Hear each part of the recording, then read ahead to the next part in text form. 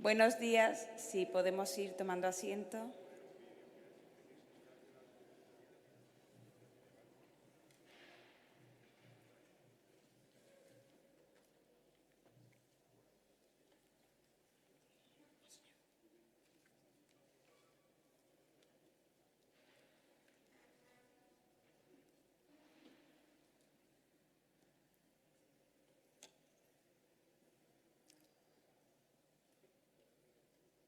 Excelentísimo y reverendísimo Monseñor don José Ángel Saiz Meneses, excelentísimo y reverendísimo señor arzobispo de Valladolid y presidente de la Conferencia Episcopal Española, don Luis Argüello García, excelentísimo y reverendísimo señor arzobispo metropolitano de Panamá, don José Domingo Ulloa Mendieta, excelentísimo y reverendísimo señor arzobispo de Cananga, monseñor Marcel Madila, excelentísimo y reverendísimo señor arzobispo titular de Mentesa y auxiliar de Sevilla, don Teodoro León Muñoz, excelentísimo y reverendísimo señor obispo titular de Égabro y auxiliar de Sevilla, don Ramón Valdivia Jiménez,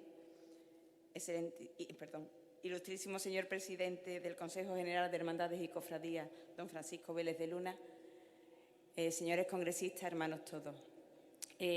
Comenzamos hoy el cuarto día de Congreso y, como todos estos días, vamos a comenzar con la oración del Congreso. Nos ponemos de pie. Gracias.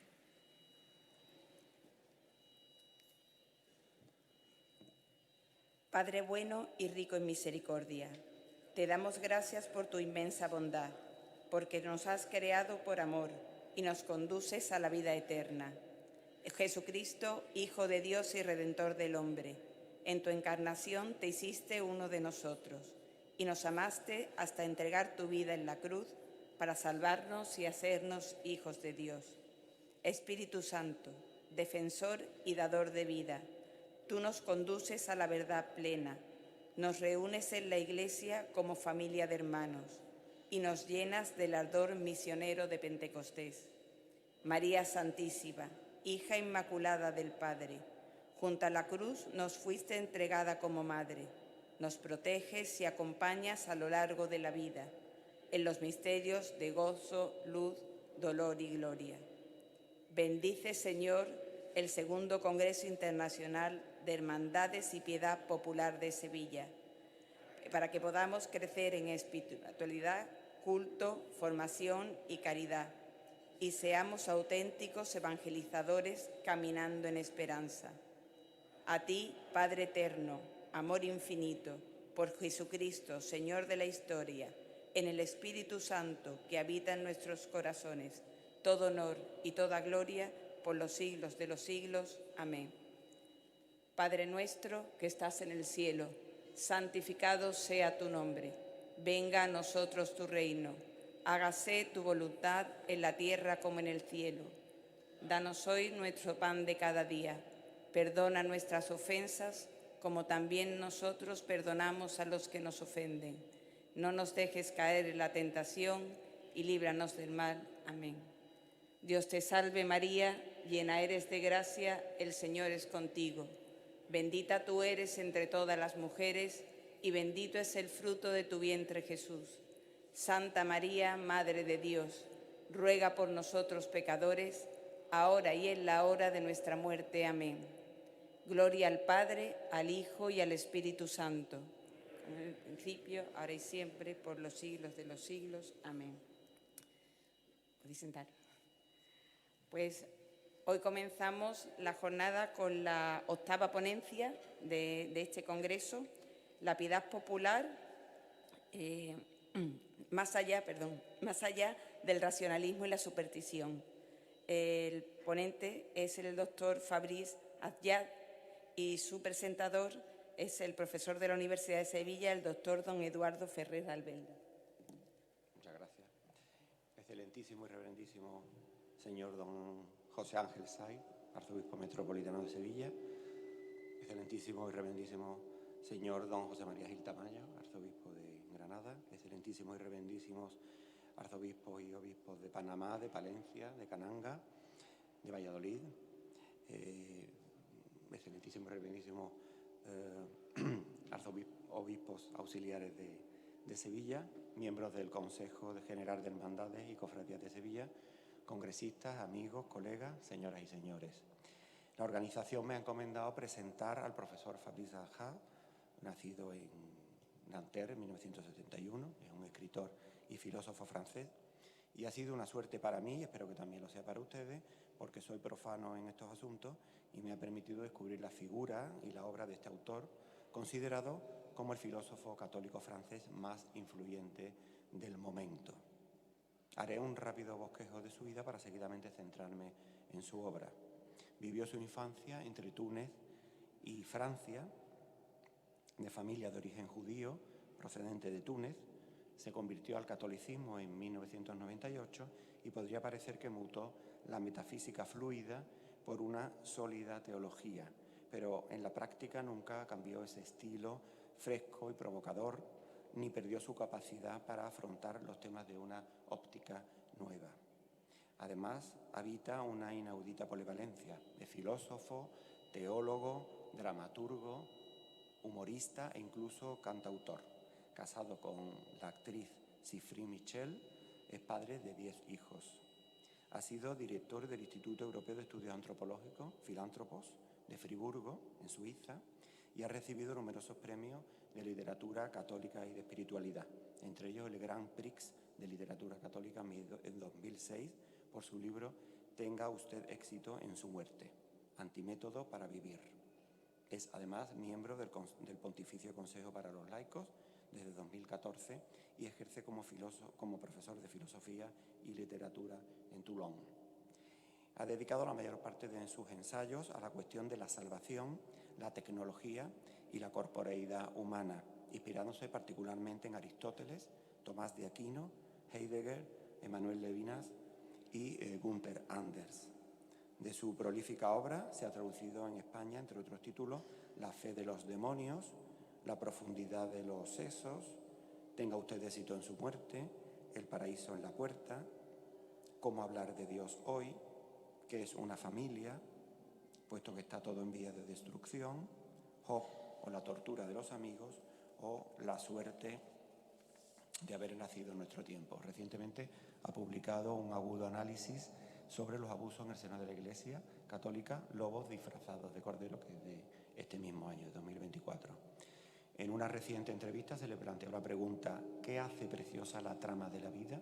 Y el profesor Ajag subrayó la palabra aún, para destacar la perseverancia y la superación de pruebas a lo largo de la vida. Según él, es vital reconocer que la vida implica riesgos y sacrificios, a diferencia de la mentalidad actual que busca conservar la vida a través de algoritmos.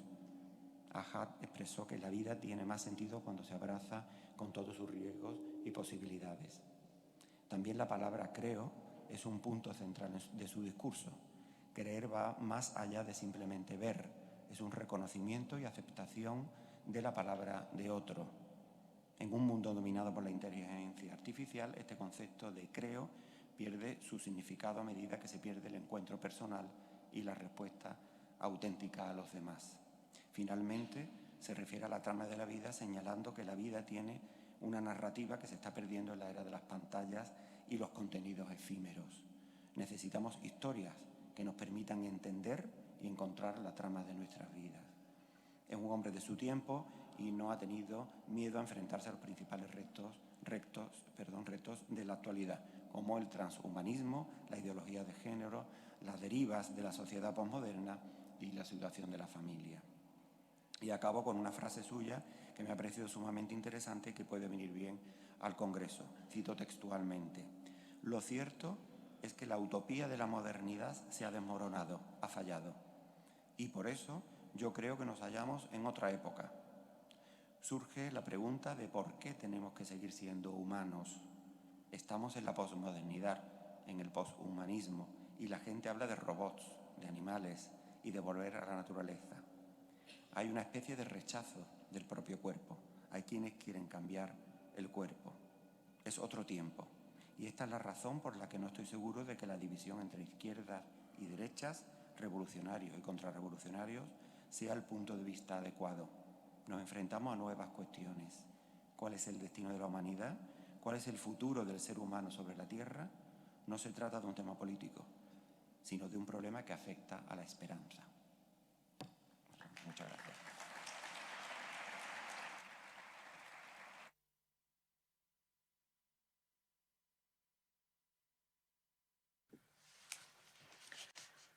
La piedad popular de la superstición a la encarnación. Recuerdo, en una iglesia de La Habana, mujeres con prisas daban vueltas a la nave sin parar, pero pasando la mano de estatua en estatua, como robotándola, acariciando los vestidos pintados de los intercesores de yeso. Recuerdo, un viandante se detiene delante del porche, deposita su velita a los pies de la Virgen, echa en el cofre de hierro una moneda cuyo tintineo metálico toma el lugar de una plegaria, y enseguida se vuelve dando la espalda al santuario donde el sacerdote está celebrando la misa. Recuerdo también, entre los exvotos que agradecen la curación azarosa o aprobado en el examen de conducir, 3 viejecillas, cuales parcas caídas, recitan un rosario mecánico y sus labios se asemejan a la ebullición de la sopa en una marmita. Sus finos dedos pasan por las cuentas como un engranaje se engarza con otro. No he visto flagelantes ni crucificados voluntarias de Filipinas. Sin embargo, me acuerdo también de mí mismo una tarde de angustia, cuando aún no creía en Dios, cuando me burlaba de Cristo. Saqué de un cajón el rosario que me había dado un compañero católico y me agarré a él como a un amuleto, una escala de cuerda, una salvavidas. Me ha hecho falta comenzar por esas imágenes interiores de la piedad popular, a las que podría añadir esa otra imagen de peor gusto que encontré en Fátima y que cambiaba según la inclinación. Inclínenla de un lado, tendrán ustedes un Jesús sentimental que eleva los ojos hacia un cielo azul cargado de amarillo. Inclínenla del otro, helo aquí sanguinolento bajo el peso de una cruz en tonos eléctricos. Puesto que hablo en Sevilla a la sombra de la maestranza, me convendría tal vez tomar también una imagen más local,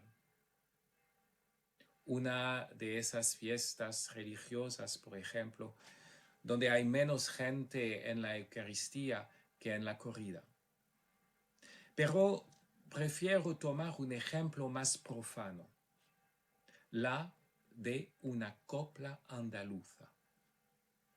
Me acuerdo perfectamente de esa copla en francés, pero al no encontrar el original, no he podido más que retraducirla al español en una fiel infidelidad, o sea, fiel infidelidad que en su muestra de afecto más que de ciencia, de reconstrucción personal más que de validez canónica, es tal vez el corazón mismo de nuestra cuestión.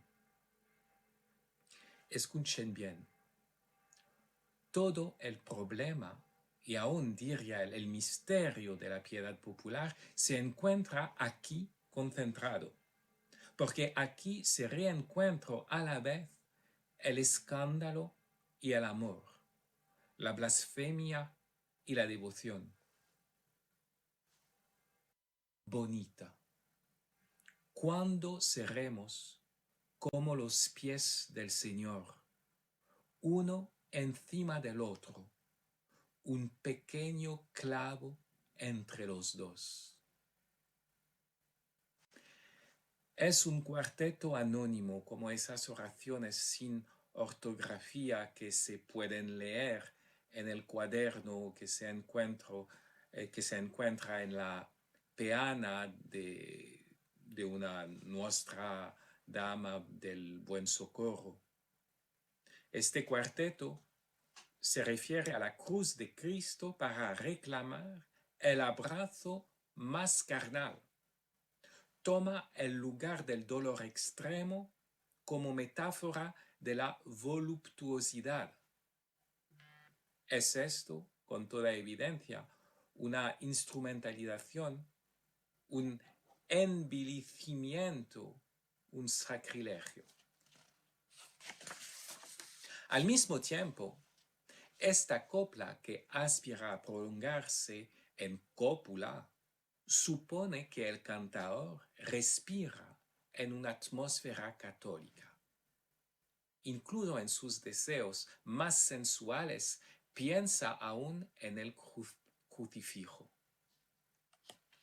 De hecho, no canta esta copla a la ligera, como lo haría un francés presto al pecado galo, el libertinaje. La lleva hasta la frontera entre la melodía y el grito, siguiendo los desgarradores arabescos del cante hondo. Como lo decía Federico García Lorca en su conferencia al Centro Artístico de Granada, el 19 de febrero de 1922, cito, la figura del cantador está dentro de dos grandes líneas, el arco del cielo en el exterior y el zigzag que culebrea dentro de su alma. Esas dos grandes líneas son también las de la piedad popular, lo eterno y lo cotidiano, la fe en la verdad y la pasión que ciega, lo más espiritual y lo más carnal, en una especie de cortocircuito, mientras que la parte intermediaria, racional, está obtusa o ausente. Es más, cuando la oreja lo mira más cerca, cuando la indignación ya no enturbia el juicio, se puede percibir que nuestra copla contiene más teología de la que un sabio moralizante puede llegar a constatar a primera vista. ¿No dice Tomás de Aquino que es sobre la cruz, sobre lo que Cristo instituyó al sacramento del matrimonio, signo de su unión con la Iglesia? Sus pies, él uno sobre el otro, remachados por un clavo, ¿no serían el símbolo exacto de la indisolubilidad en la unión carnal? ¿Qué hemos de pensar? ¿Es la religiosidad popular una insuficiencia o un superávit? ¿Consiste en la pérdida de la ortodoxia litúrgica o en su sobreabundancia? La expresión religiosidad popular conduce automáticamente a distinguir la religiosidad de religión. La religión, sin duda, sigue ahí, pero se ha vuelto borrosa, más afectiva que efectiva, y se acomoda fácilmente a ciertos residuos llamados paganos, con peligro de sincretismo. Pero, ¿a qué se opone el adjetivo popular? ¿En qué consistiría una religión no popular? ¿Se trataría de una religión elitista, sapiente, remite popular a una clase social inferior como un proletario frente a un burgués? ¿O bien evoca un tipo de práctica inferior, como el pop con respecto a la música clásica? La noción de pueblo parece, sin embargo, implicar el conjunto de clases, e iglesia como pueblo de Dios implica un culto popular por naturaleza. En un primer análisis, podríamos relacionar la piedad popular, si no a la superstición, al menos sí a una piedad que resbala más o menos apreciablemente sobre la pendiente supersticiosa. Tal sería la religiosidad del pueblo, distinta de la religión de los pastores o de los teólogos. El interés de tal visión consiste en que es pagana, antes de ser cristiana. Se lee en los textos de los filósofos. Epicuro, en su carta a Meneceo, critica a los que quieren atribuir a los dioses las opiniones del vulgo.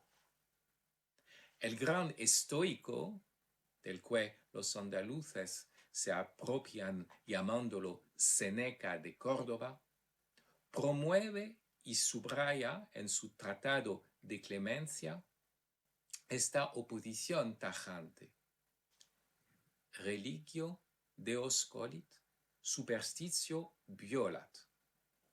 La religión honra a los dioses, la superstición les hace violencia. La verdadera religión, según el filósofo pagano, debe pues separarse de la superstición, dicho de otro modo, de la religiosidad popular.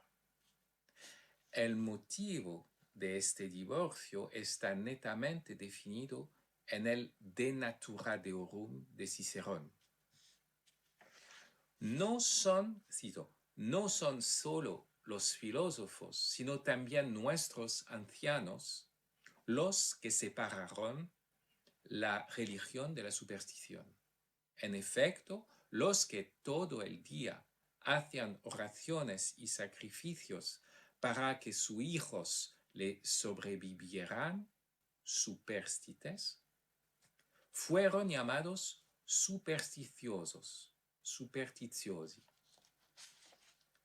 Y la palabra tomó después un significado más amplio.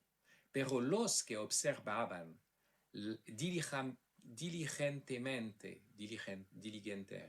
las cosas relativas al culto de los dioses y que, por así decir, las releggerent,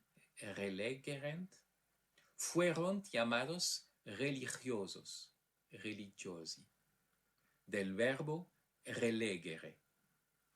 Fue así como los términos supersticioso y religioso se convirtieron al primero en peyorativo, el segundo en laudatorio.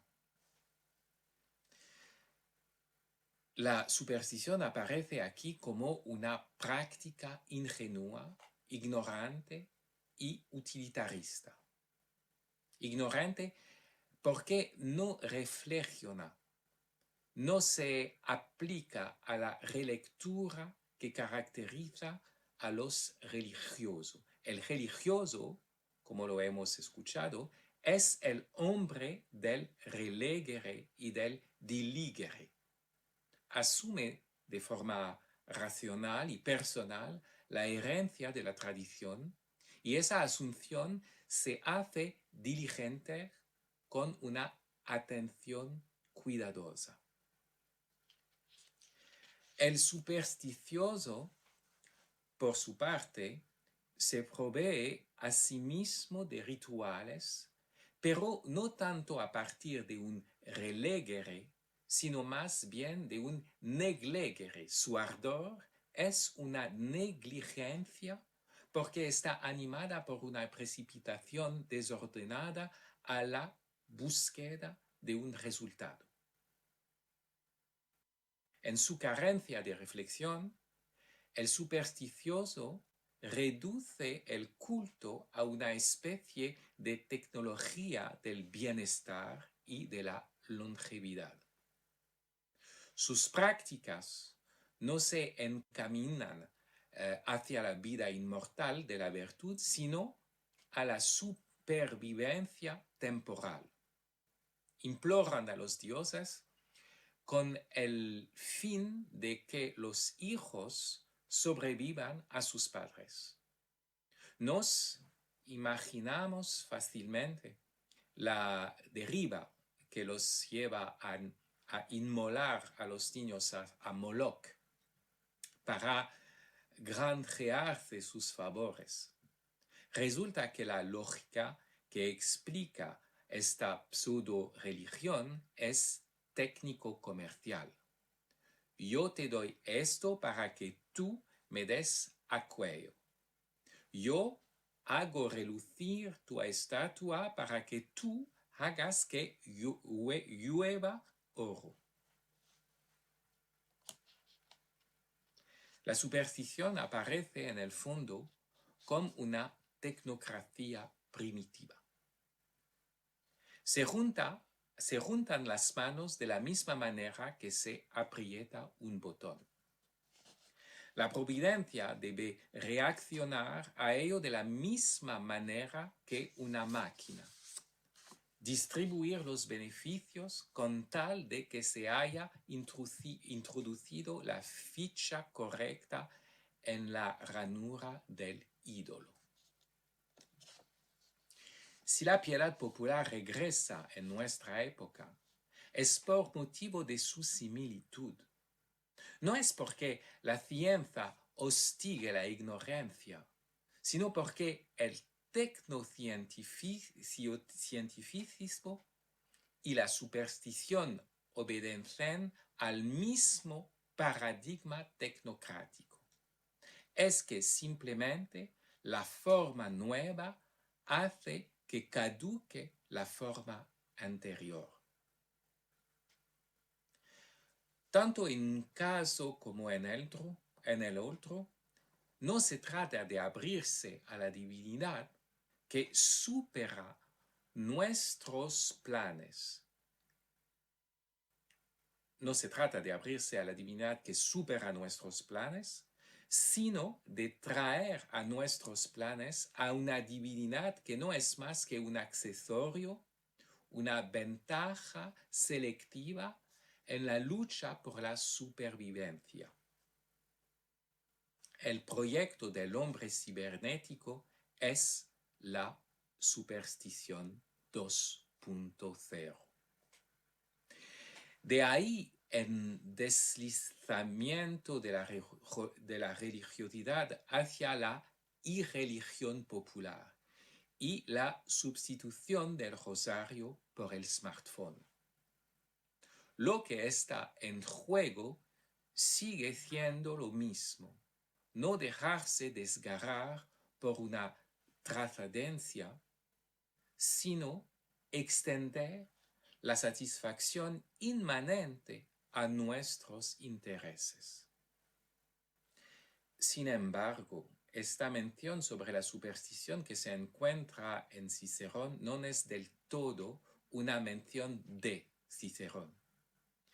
Este la pone en boca de Lucilio Balbo, el estoico que habla en el libro segundo, y responde a Cayo Velleio, que habla en el primero. Pero hay un tercer libro. El que habla en él, para acabar, es el académico amigo de Cicerón, Cayo Cotta, quien por entonces era pontífice encargado de vigilar la buena observancia de las prácticas religiosas de Roma.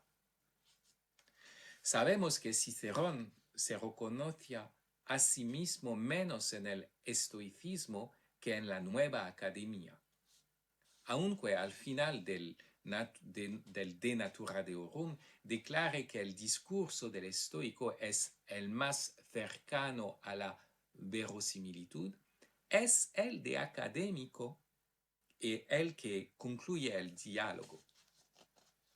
Mas este último se opone a toda racionalización de la religión. No teme adoptar estratégicamente algunas tesis que se burlan de la providencia divina, como la de Diágoras el ateo, que declara ante unos cuadros votivos ofrecidos por unos marinos salvados de un naufragio: ¿no es extraño? No se encuentran por ninguna parte exvotos de parte de los que perecieron en el mar. Cotta no tiene la intención de dar razón al ateísmo. Quiere, mostrando que la racionalización de la piedad es imposible, revaluar la práctica popular y rechazar mucho antes que Kant el proyecto de una religión en los límites de la razón pura. Cito: "He aquí más o menos lo que tenía que decir sobre la naturaleza de los dioses, no para reducirla a la nada, sino para haceros comprender hasta qué punto es oscura y cuán difícil es rendir cuenta de ella". El pontífice Cotta es fiel en religión, pero escéptico en filosofía. También, después de haber criticado severamente la ambición de fundar la práctica ritual sobre una verdad filosófica, Cotta canta una religiosidad que concuerde con las verosimilitudes de la tradición. Según él, más que especular sobre la naturaleza de los dioses, conviene continuar rindiéndoles culto como lo hicieron nuestros padres y nuestras abuelas, a partir de una fuente inmemorial que sobrepasa todas nuestras argumentaciones. El racionalismo de los epicúreos y de los estoicos debe ceder el paso al tradicionalismo del académico, más indulgente con el folclore y con sus dudosas venas poéticas. Igual que el teatro pagano opone el noble estilo de la tragedia al estilo vulgar de la comedia, la religión pagana opone una religión noble, reservada a un pequeño mundo, a una religiosidad popular, propia de la plebe. Esta religiosidad popular presiente, pero, deforma una verdad filosófica en mitos que hablan mejor a los sentidos. En India, los brahmanes poseen una ciencia que escapa a las castas inferiores, pero toleran que los principios de la no dualidad, Advaita, pasen a través la trompa de Ganesh o los 6 brazos de Shiva. Esta mitología es lo que podríamos llamar con Spinoza el asilo de la ignorancia. Los filósofos tienen pues como tarea de desmitologizar, pasar de lo sensacional a lo racional, despojar a la religión de sus prendas populares para hacerla aparecer en su pureza sistemática. De esta manera se separaron y se enfrentaron cada vez más en la evolución del paganismo un dios para los filósofos y los dioses para el pueblo. Esta divergencia hizo nacer pronto una situación de crisis que desembocó naturalmente al condena tanto de Protágoras como la de Sócrates. Lo racional y lo devocional no logran entenderse. El pueblo rinde un culto afectivo y sensible.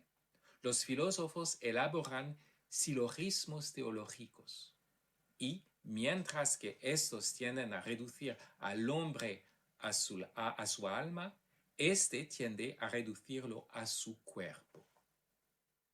Los platónicos, como Porfirio, percibieron esta creciente brecha y no supieron cómo taparla.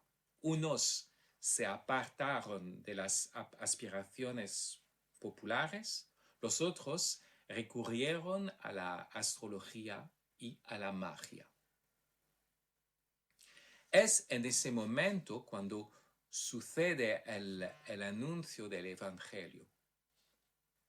En el momento en que se excava la fosa entre la religión de los filósofos y la religiosidad del pueblo.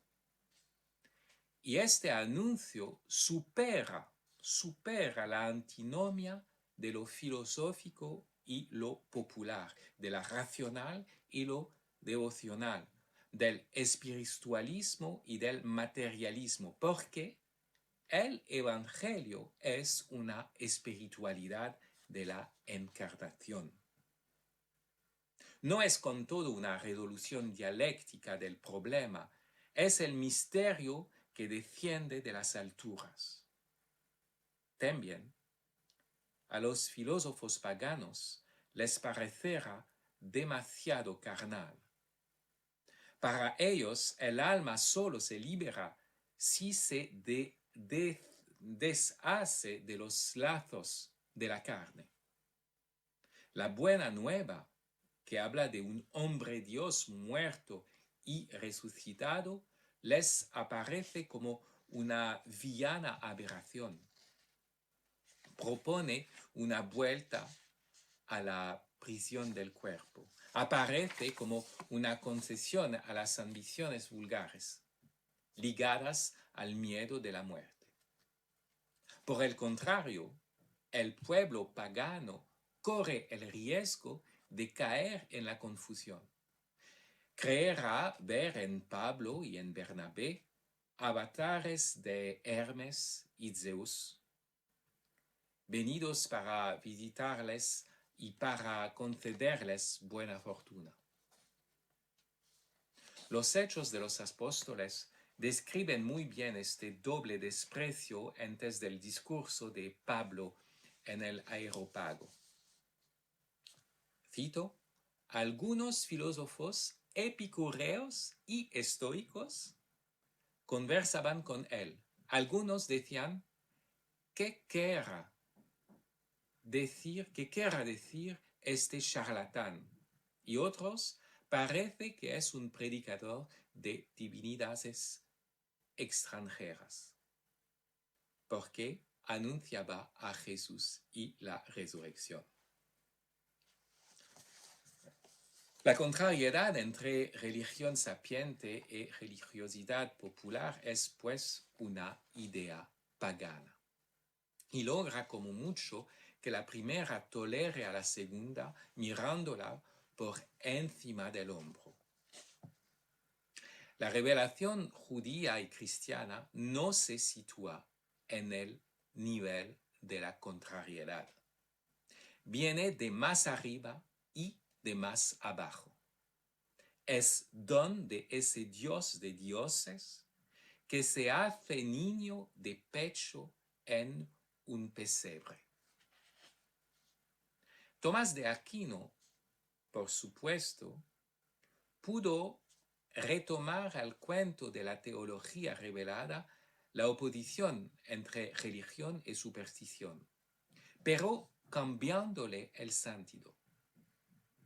Por una parte, afirma que rezar para que nuestros hijos nos sobrevivan se puede hacer según el culto de la verdadera religión. Por otra, evoca la posibilidad de una superstición sapiente, puesto que la idolatría puede ser la del concepto. Para el doctor común, lo que testifica más admirablemente la verdad de la revelación es justamente el acuerdo de lo más sabio y de lo más popular. Los artículos de fe de un muy alto tenor especulativo son llevadas por gente ordinaria, sin especialización filosófica. Cito: la sabiduría divina ha manifestado su presencia, la verdad de su enseñanza y de su inspiración a través de las pruebas que convenían, llevando a cumplimiento de manera muy visible para confirmar lo que supera el conocimiento natural. Obras muy por encima de las posibilidades de la naturaleza entera. Curación maravillosa de enfermos, resurrección de muertos, sorprendente cambio de los cuerpos celestes y, lo que es más admirable, inspiración del espíritu de hombres tales como los ignorantes o los simples, llenos del don del Espíritu Santo, que han adquirido en un instante la más alta sabiduría y la mayor elocuencia. Fin de la cita. Lo mirabilius se manifiesta no tanto en las curaciones maravillosas, sino más bien en la superación de la religión sapiente y la religiosidad popular. Unos hombres del pueblo dieron testimonio de una sabiduría más elevada en razón que la de los filósofos, como el misterio de la Trinidad, hasta el martirio. Pero he aquí lo más elocuente. Cuando Tomás de Aquino, en un sermón, es decir, en una predicación que no estaba reservada a los universitarios, comenta el versículo «Attendite a falsis». No os fiéis de los falsos profetas. No hace un elogio del discernimiento filosófico, sino de la piedad de la vétula, la viejecita. Cito: mirad, muy queridos hermanos, hay muchos filósofos y han dicho muchas cosas a propósito de cosas que conciernen a la fe, y apenas encontraréis dos que estén de acuerdo sobre un solo punto, y todos los que han dicho algo verdadero no lo han dicho sin dejar de mezclarle alguna falsedad. Una viejecita bien sabe más hoy sobre lo que tiene que ver con la fe que todos los filósofos de antaño. Fin de la cita. La mayoría de las veces es la religiosidad popular la que es sospechosa de retroceso hacia el paganismo. Pero si lo que acabamos de explicar tiene algún valor, hay que admitir que esa regresión puede provenir de la religión sapiente, puesto que el paganismo consiste precisamente en la contradicción de ambas. Hay un afamado teólogo andaluz de Granada que me parece que representa bien esta tendencia hacia la regresión pagana sapiente. Es el doctor Eximius Francisco Suárez. En el prólogo de sus Disputaciones Metaphysicae, tiende a subordinar la revelación al saber metafísico. Cito: en la discusión de los misterios divinos intervienen esos dogmas metafísicos sin el conocimiento y la inteligencia de los cuales es apenas posible o incluso imposible poder tratar dignamente estos elevados misterios. Fin de la cita. Es verdad que aquí Suárez toma la circunstancia particular de la disputa y por lo tanto de un lugar en el que la argumentación y la apologética son necesarias. Pero no debería ignorar que lo que percute mejor en el hiperintelecto obnubilado por la controversia no es tanto una nueva proposición especulativa cuanto el paso del orden proposicional al orden existencial, al advenimiento de un drama íntimo o la piedad sobrecogedora del pauper, del idiotus o de la bétula. Se puede conjeturar que la regresión sapiente de Suárez es una reacción a la regresión popular del mundo andaluz tan febril, tan físico, que parece que hubiera que compensarlo con mucha metafísica. Sea lo que fuere, el doctor Eximius no llega hasta sostener la tesis extrema, a por así decir neopagana de Guillermo de Ockham, según la cual la teología no tiene tanta necesidad de la fe. Si hiciese verdaderamente falta creer para enseñar, dice, el teólogo no tendría una disposición mejor que la de una viejecita. He aquí de nuevo a nuestra vétula, esa beata desdentada que parece sostener su rosario como un talismán contra el mal, el mal del ojo, y tragar la hostia como un comprimido de aspirina. A los ojos de Jesús no es menos que la amada del cantar de los cantares. Ella dice el buen Dios en lugar de decir solamente Dios como el teólogo, y más que él, cree todavía en el diablo. Ya he hecho la analogía entre la religión y el teatro griegos, mencionando que dicho teatro opone tragedia y comedia, tal y como esa religión opone lo sapiente y lo popular. Sin embargo, al igual de que la revelación abre la vía al más que erudito popular, de la misma manera, el teatro cristiano, uno de cuyos representantes más fuerte es el del siglo de oro español, inventa el más que tragicómico. La analogía no es solo de secuencialidad, sino también analogía por causa y efecto. Las comedias nuevas y los autos sacramentales de Lope, Tirso o Calderón son expresiones a la vez literarias y populares de la fe católica. Los autos y comedias de santos se representaban precisamente el día del Corpus. Y los censores eclesiásticos de entonces no perdieron la oportunidad de criticar ese teatro como se critica la piedad popular.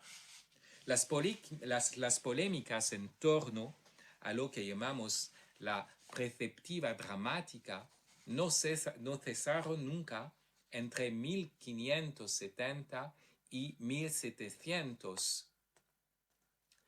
Se convocaba cada vez a Tertuliano, San Cipriano, San Agustín, como si no se hubiésemos salido del circo romano.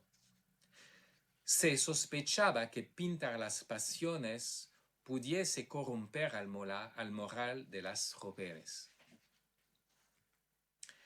En el año 1600, en su Excelencias de la Virtud de la Castidad, el religioso José de Jesús María estima que la comedia destruye la honestidad de la República. A esto responde un cierto Melchor de Cabrera y Guzmán en una defensa por el uso de las comedias y suplica al Rey nuestro para que se continúen. Dice, la comedia es entretenimiento no solo lícito, sino necesario a la conservación de la República y reino. En una de sus obras maestras, la Gran Comedia del Mágico Prodigioso, escrita en 1637 para la celebración del Corpus en la ciudad de Yepes, Pedro Calderón de la Barca pone en escena el martirio de San Cipriano y Santa Justina de Antioquia a comienzos del siglo IV y hace ver con esta ocasión la superación de la contrariedad pagana entre religión sapiente y religiosidad popular. Como en toda buena comedia nueva, la intriga se desdobla entre los personajes de la nobleza y los personajes del pueblo. Esta la intriga del héroe Cipriano, más bien trágica, y la de sus dos ayudantes, Moscón y Clarín, más bien cómica. Al comienzo de la obra, Cipriano aparece como estudiante pagano que se retira lejos de una fiesta pública en honor de un nuevo templo consagrado a Júpiter. Él prefiere estar solo en el bosque meditando una palabra de Plinio sobre los atributos divinos, antes que mezclarse a la multitud supersticiosa. Critica el politeísmo y parece estar en el umbral de reconocer al Dios único. La situación corresponde muy bien a esa fosa que evocaba antes entre los dioses del pueblo y el Dios de los filósofos. Mientras tanto, llega el demonio.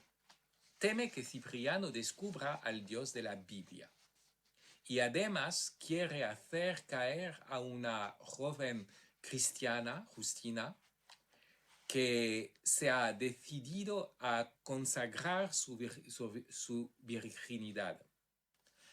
Para matar dos pájaros de un tiro, intenta que Cipriano se vuelva irracional, excitando en la pasión por Justina, pasión que pretende fomentar enseñándole la magia y adivinación. Cipriano, como otro Fausto, va pues a oscilar del racionalismo a la brujería. Esta oscilación, como ya lo ha sugerido, es típica del hiato pagano entre filosofía y vida ordinaria. Las ideas demasiado abstractas no logran adaptarse a lo cotidiano, especialmente la pasión por una mujer, a pesar que se pase de un extremo a otro. El sabio escéptico se abandona fácilmente a todas las supersticiones con tal de encandilar a su hermosa doncella. Pero el demonio ha cometido el error de apostar por el amor, como si Eros fuese enemigo de Agape. Es esta la bisagra de la conversión. Aquel que ama empieza queriendo violar a la otra, pero si ama verdaderamente, acaba por renunciar a toda coacción, porque lo que quiere es al otro en cuanto otro y la libre reciprocidad del amor. Cipriano descubre su esclavitud. Se ve a sí mismo y ve que ha caído tan bajo que no tiene más remedio que ponerse en manos de una divina misericordia. Aquel que ha vendido su alma al diablo no puede más que esperar la redención de Cristo. Lo declara delante del gobernador de Antioquía, mientras que este último se había resuelto a matar a todos los cristianos. Se siente indigno del perdón, lo que hace aún más digno. Cito, ¿habrá para mí perdón? Como si el alma he entregado al demonio mismo en precio de tu hermosura. Y Justina le responde, no tiene tantas estrellas el cielo, tantas arenas el mar, tantas centellas el fuego, tantos átomos el día, ni tantas plumas el viento, como él perdona pecados. Ambos se unirán en verdaderas nupcias de sangre, las del martirio. Si me he detenido en la intriga del mágico prodigioso, título que parece designar antes al demonio, después a Cipriano para revelarse en la última réplica como un nombre de Dios, es porque nos indica claramente por qué el cristianismo supera la contrariedad pagana entre religión filosófica y religiosidad popular.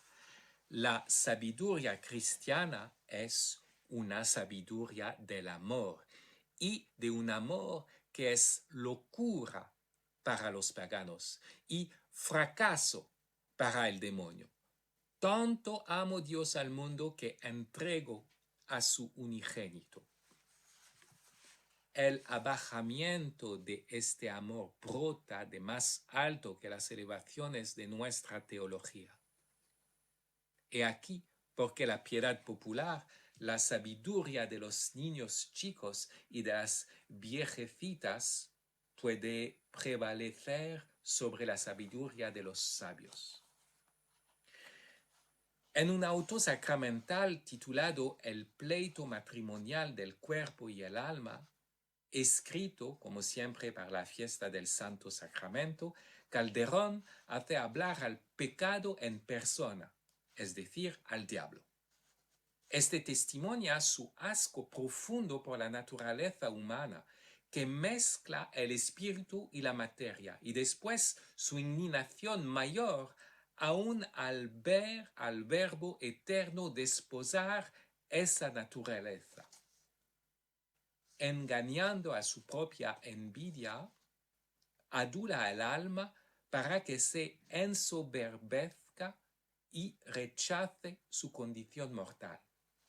Cito, y siendo, otra vez lo digo, tan bella y noble criatura, que su solar es la mente de Dios, de donde su justa omnipotencia la cría, se la dan a que se infunda en el informe embrión de un cadáver sin figura ni forma hasta aquel instante que ella le anima y le ilustra al cuerpo, un tosco villano hecho de una masa impura, lodo de saliva y tierra, de tan bárbara, tan ruda naturaleza, el por sí que sin ella acción ninguna tiene, ni hay cosa que alcance, ni materia que discurra.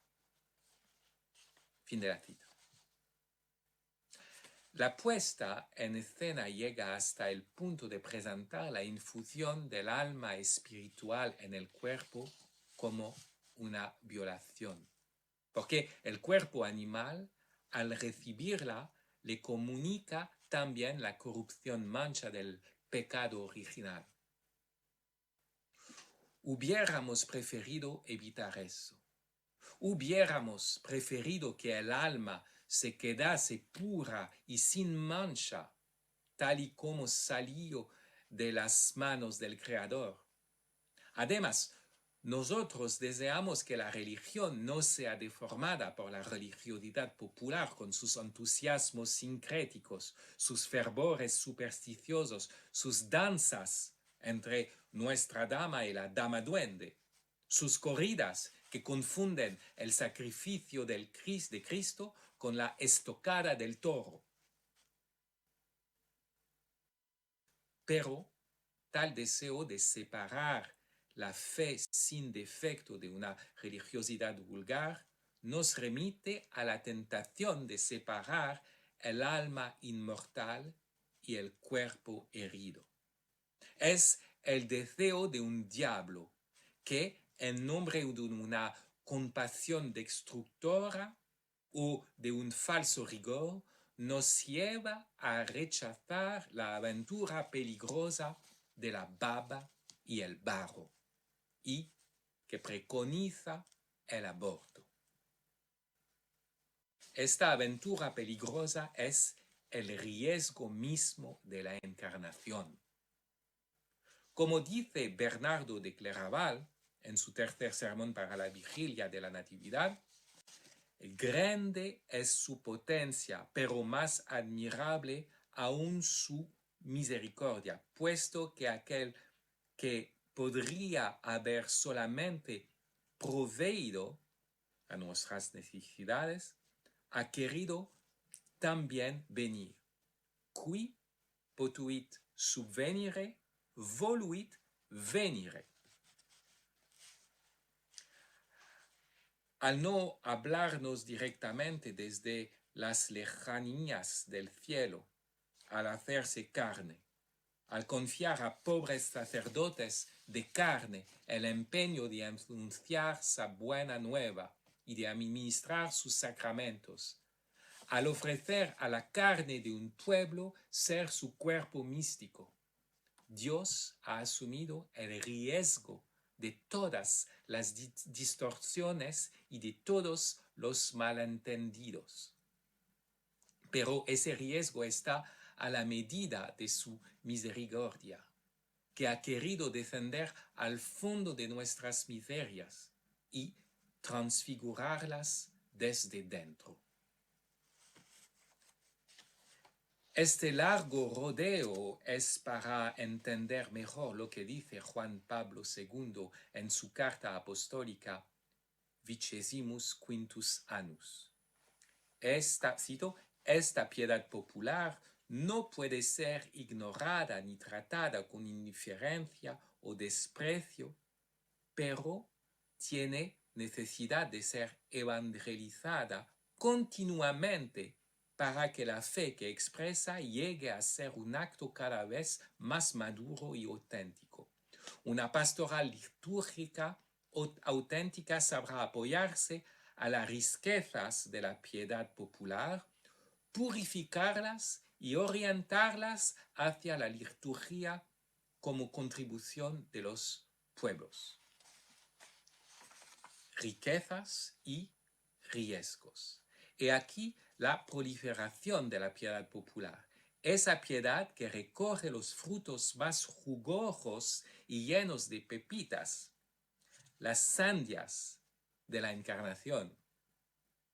Y es por eso, para conservar esas riquezas tan vivas, asumiendo como en una carrera el riesgo de la caída, pero esforzándose por no caer, que hace falta que sean purificadas sin cesar y orientadas.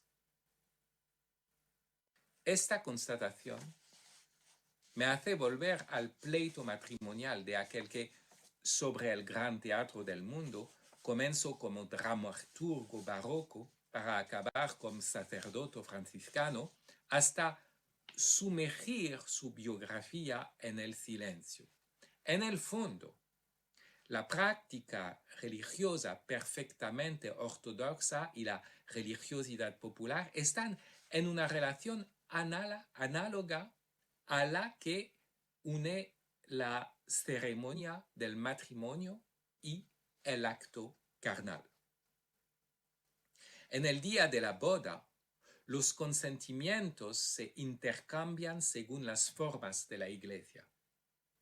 En la noche de bodas, los cuerpos se abandonan al abrazo, mezcla de posesión y de deposesión, de voluptuosidad y angustia, de desnudez erótica y de despojo ético. Las bocas que habían pronunciado tan bien las palabras sacramentales pierden el sentido de la articulación para asemejarse al mugido de la bestia. Es, sin embargo, este acto carnal el que especifica la unión del hombre y la mujer. Es a él al que apunta la liturgia matrimonial en vestido inmaculado. Este acto está siempre mezclado con la concupiscencia. En él, la razón queda fácilmente sumergida por la pasión. Corre siempre el riesgo de la desviación y de la impureza. Tiene pues necesidad de ser reevangelizado sin cesar, orientado, purificado, pero no por ello es menos esencial.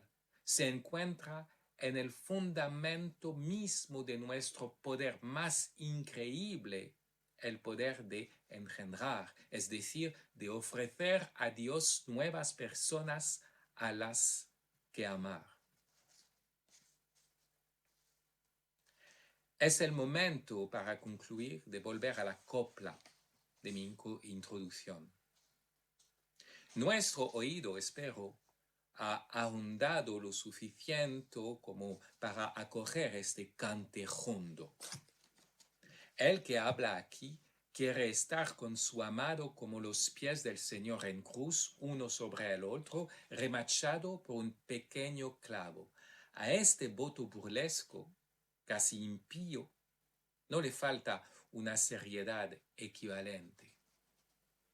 El cantaor acarrea estos versos en una melodía que es también una queja, en la cual el deseo parece unirse al luto. Siendo yo de origen sefardí, oigo en esos acentos la oración de la sinagoga. Y en ese flamenco que fuerza a la bailadora al golpear a su alrededor al suelo con sus talones, oigo ese martillo que incrusta los 3 clavos en los 4 miembros del Salvador. ¿Acaso habría yo de amordazar esta expresión popular porque podría resultar chocante a oídos puritanos? ¿Debería prohibirse la audacia de las coplas andaluzas para contentarse con cánticos etéreos que hayan recibido la aprobación eclesiástica? No. Tales coplas son el signo de una fe que sigue viva hasta la quemadura. Son lo profano popular que brota de la piedad popular, la cual brota a su vez como los labios carnosos de un beso de la loca sabiduría de la encarnación. Muchas gracias.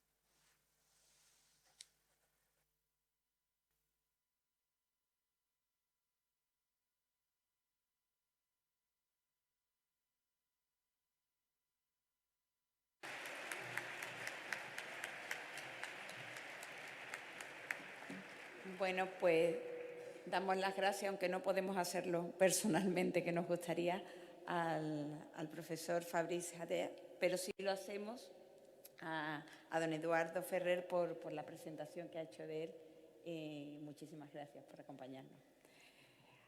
Ahora, bueno, vamos un poco justos de tiempo, no les voy a poder dar ni siquiera un respirillo, pero bueno, mientras montan la mesa y demás, viene la última ponencia la última mesa redonda del Congreso, que se llama Dimensión Pastoral y Social y que será moderada por el doctor don Joaquín Rodríguez Mateo, doctor de Antropología y archivero facultativo del Estado.